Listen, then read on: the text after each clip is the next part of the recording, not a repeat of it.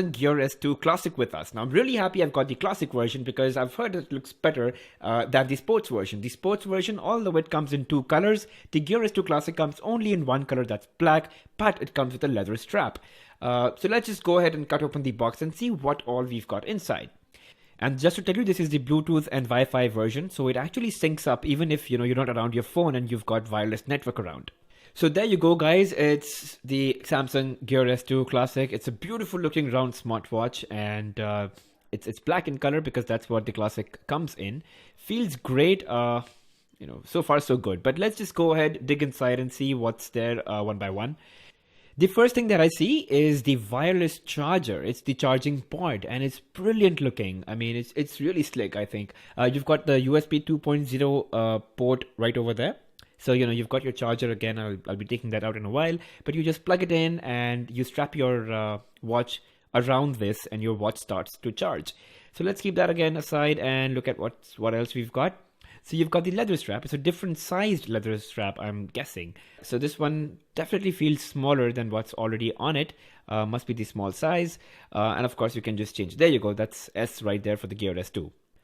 And this really takes care of the problem I had initially with smartwatches that didn't feel like you were wearing an actual, natural, timeless piece. But it really just makes you feel like you're wearing a watch, which I think is pretty great. Now, the power brick gets its power from this cute little adapter with a USB 2.0 charging cable. Now, nothing really fancy to talk about here. It's just an adapter. It's small because the battery in the the Gear S2 Classic is small. And other than that, you've got the quick start guide that no one really ever cares about. But this time, you might just want to read how to change the strap because that one could be a little tricky. Looking at the Gear S2, I definitely feel that Samsung has got it right with smartwatches this time. I honestly also think that this is much better than the Apple Watch in the way it looks and feels. Now, the stainless steel truly makes this feel like a superb timepiece to wear on yourself. And the leather strap delivers a very organic watch wearing experience. Now, that's the heart rate monitor at the back. This is housing a 250 mAh battery, which easily lasts you 2 days. On the right hand side, you have the back button on top, the home button below it, and in between you have the microphone that picks up all the voice commands as well as voice messages that you can send from the device itself. The classic version of the Gear S2 features a rotating bezel just like the Gear S2 Sport. However, it also has ridges along the side that makes it easier to rotate as it gives you a better grip. Let's finally switch on the device and see what it's all about. Now, to really get you started, the Gear S2 is running on Samsung's very own proprietary software, Tizen. The good thing about Tizen is that it connects with any smartphone and not necessarily a Samsung smartphone, unlike the Gear Fit. However, the app ecosystem of Tizen is yet to mature and hence does not come with a lot of apps like you'd see with the Android Wear watches. The device has a 1.2-inch 360 pixels by 360 pixels Super AMOLED display, which as you already know are known for their vivid and punchy color reproduction. Using the Gear S2 is a lot of fun. Well, at least it is so in the beginning. You'd almost fall in love with the interface. It's soft, lively, and fun to use. Rotating the bezel helps you fan through multiple options, and a touch helps you make the selection. It's quite intuitive and does not really ask for a lot of learning.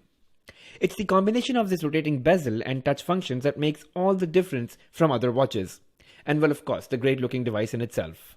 The Gear S2 is powered by a 1.2 GHz dual-core processor and 512 MB of RAM. With 4 GB of internal memory, you can store about 300 songs within the device. With NFC, the Gear S2 is also ready for Samsung Pay later in the future, if and when it hits India. The charging port is a pretty good move too. It gives you the feeling of wireless charging while it also has a magnetized surface that keeps the Gear S2 in place. My favorite feature of the Gear S2 is the fact that you can change the interface of the clock and how it looks every time you twist your arm around to look at the time. There are plenty of watch face types available in the Gear S2 Manager app, and you can just tap and select them on the go. You can even stylize the dial in the background and even choose what information to display on the clock, like the battery status, number of unread notifications, number of steps, alarm time, wall clock, caffeine intake, water intake, and so on. The Samsung Gear Manager app on the smartphone helps you manage apps, notifications, managing content, layout of the apps, and many other settings. You can select and deselect apps for which you'd like to receive notifications. You can also download and install more apps on your Gear S2 as you explore the Gear App Store.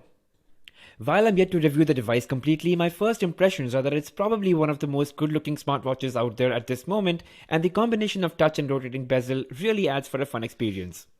With not many apps out there supporting the Gear S2, the app ecosystem is definitely limited as compared to the Android Wear, but knowing Samsung, they'll eventually get there. I'm going to be spending a couple of days with the Gear S2 and see how it pans out for me. I'll get back with the full review of the device, and meanwhile you can leave your questions in the comment section below. Thank you for watching guys, don't forget to subscribe and hit that like button. See you soon.